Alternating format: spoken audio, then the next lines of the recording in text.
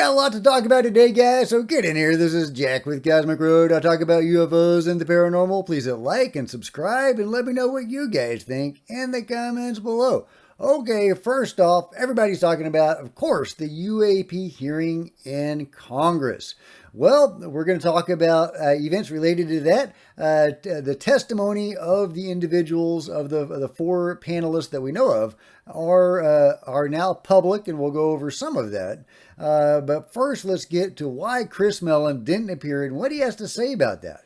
He says, some people seem to misinterpret this series of events as suggesting that I am prioritizing a personal obligation at the cost of preventing disclosure.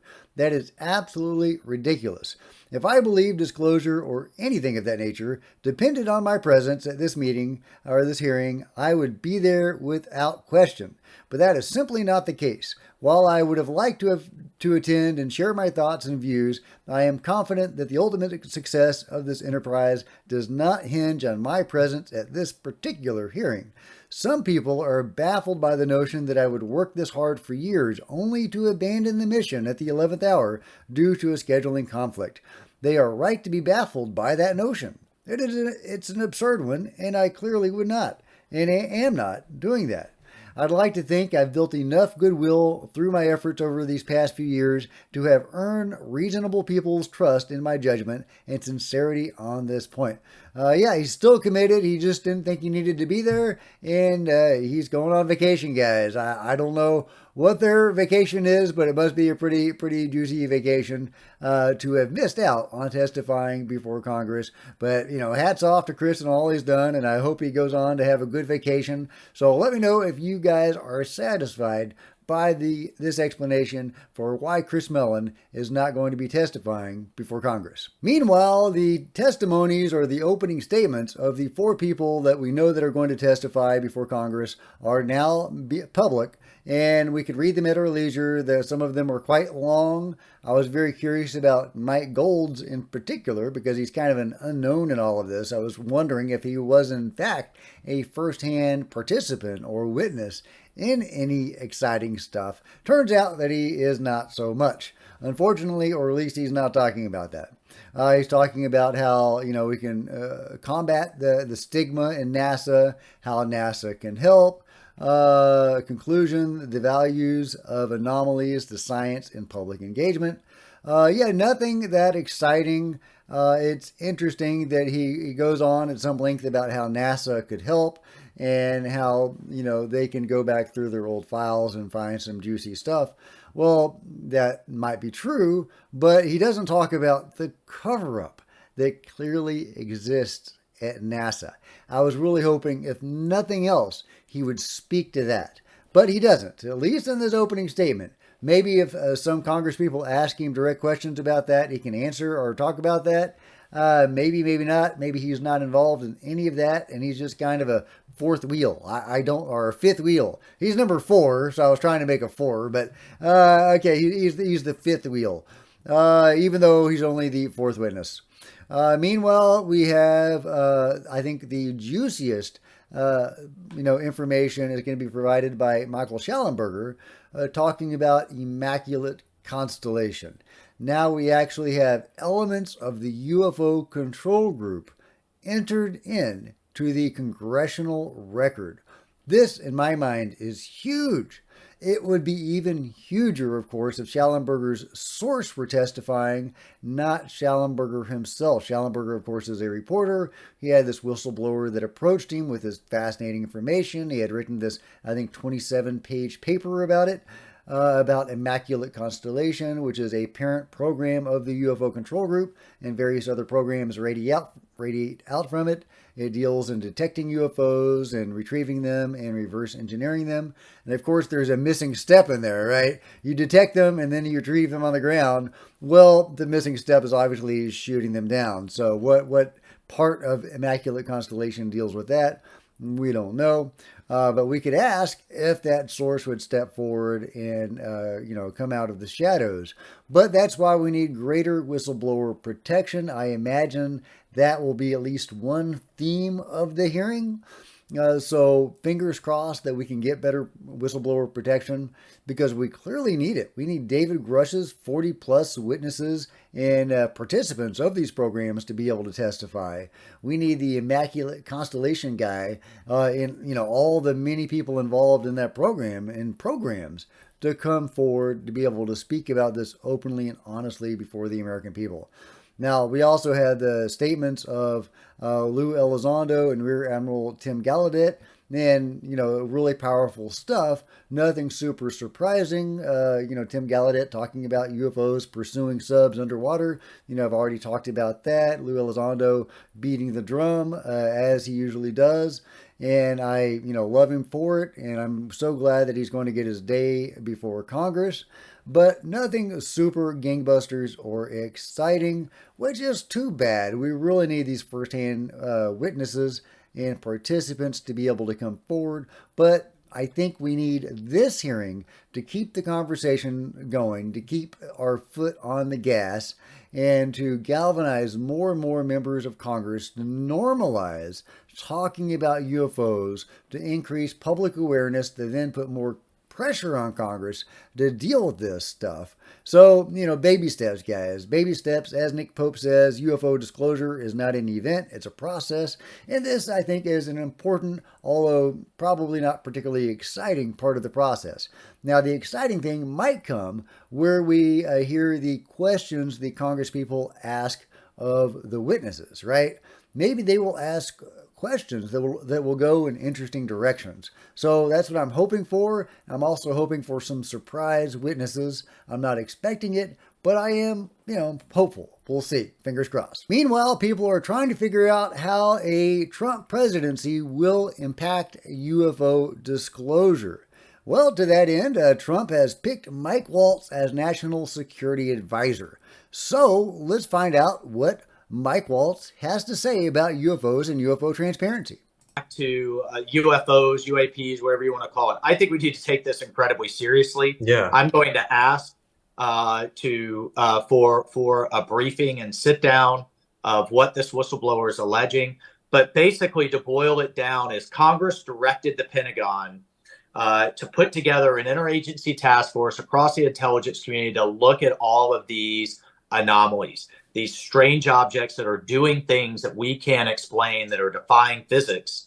And this individual is saying that through that process, he found compartmented programs that weren't being considered by the congressionally mandated task force, that weren't being briefed to Congress in a manner that's appropriate with oversight. And when he brought that to his superiors in the Pentagon, he was retaliated against.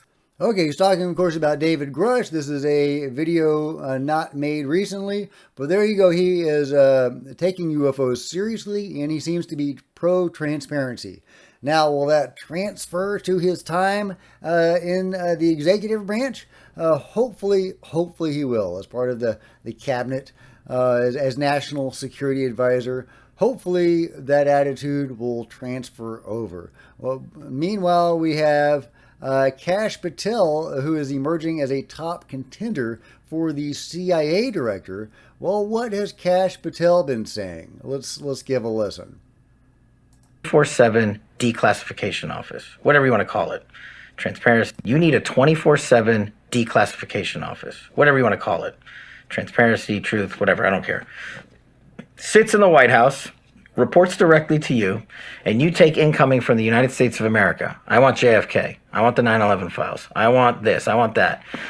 Okay, he doesn't talk about declassifying UFO files, and when asked about UFOs at a different point, he doesn't poo-poo the idea. He says he's not going to talk about it, and he says we have classified stuff in the sea and in the air.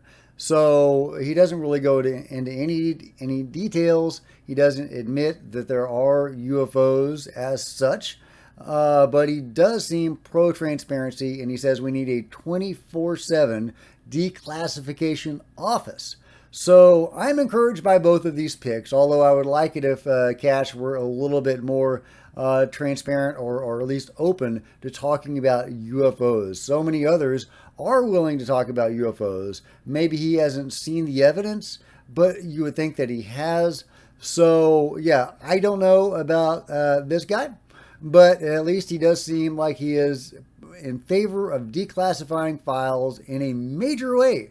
And that's exciting, if nothing else. I'm actually disappointed that Chris Mellon isn't going to be at the hearing because I want to see him respond to Michael Schallenberger's information about Immaculate Constellation. I love Chris, but he has denied that the UFO control group exists.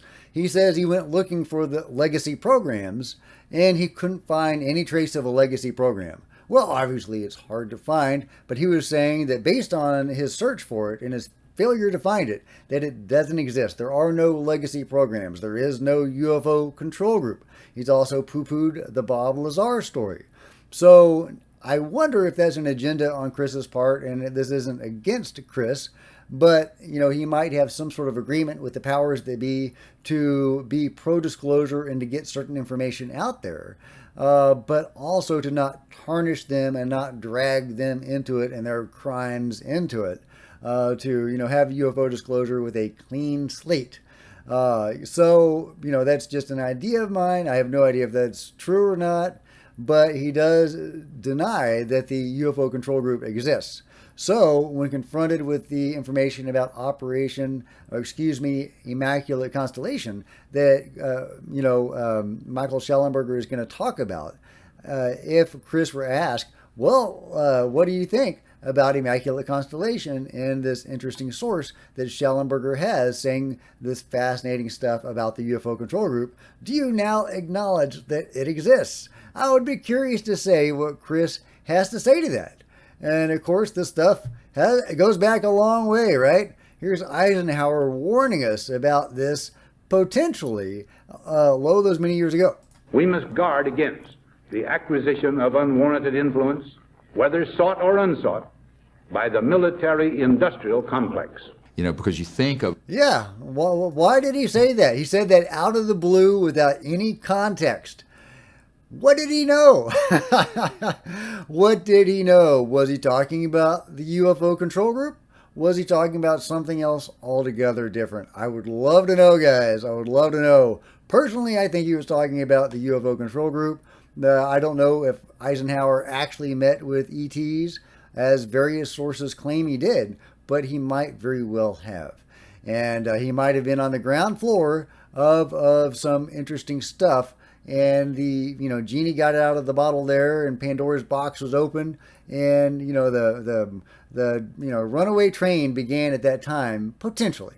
But of course, we've had the control group has had UFOs going back to at least the end of World War II and their acquisition of the Mussolini UFO. Meanwhile, Georgia St. Pierre says, one of the questions that keeps me up at night: why did they transport the trilithons weighing 800 to 1,000 tons to the Temple of Jupiter in Baalbek, but left the stone of the pregnant woman in another 1,600-ton block in the quarry? Were they interrupted, or did they have a compelling reason to leave them behind? Yeah, I always go back to the historical stuff because it's so important. Back in the ancient world, they were making these giant blocks of stone, 1,600 tons.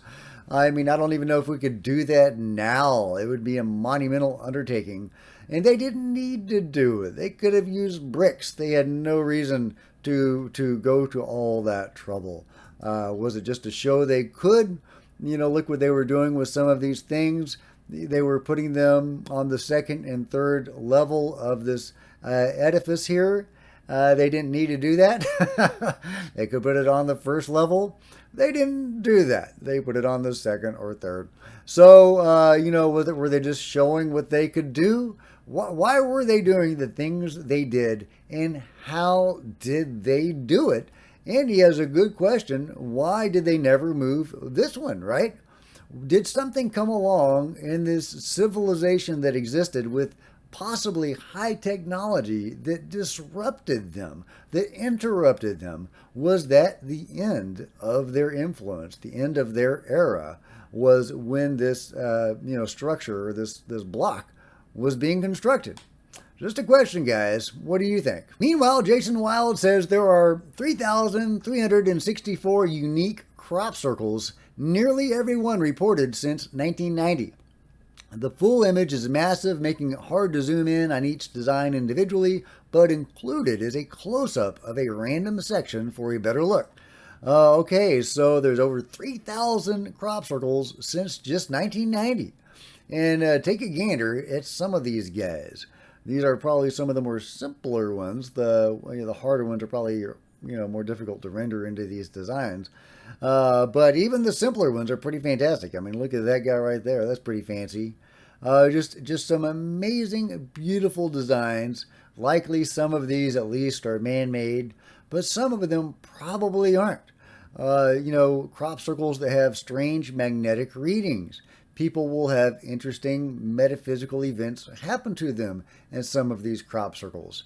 The crops are laid flat and they are not damaged. Some of their genetics have been altered. They'll grow faster or whatever in a genuine anomalous crop circle as opposed to a man-made crop circle. So they do seem to be a legit phenomenon. And I've talked before about some of the things that might be that the beings might be communicating to us through these crop circles. For example, possibly ideas involving free energy and the like. I don't know, but crop circles are amazing. I want to know what they are and why they are. So let me know your theories on crop circles in the comments below. But I thought that was just fascinating that there were over 3,000 of them just since 1990. When did the crop circle phenomenon begin in our modern era? I would be very curious to know, because there are historical reports of things like crop circles going back hundreds of years. But, with these sorts of geometric designs and so forth, when did those begin? I don't know. So let me know what you think about it all in the comments below. Meanwhile, last but not least, a crab-safe Jeep.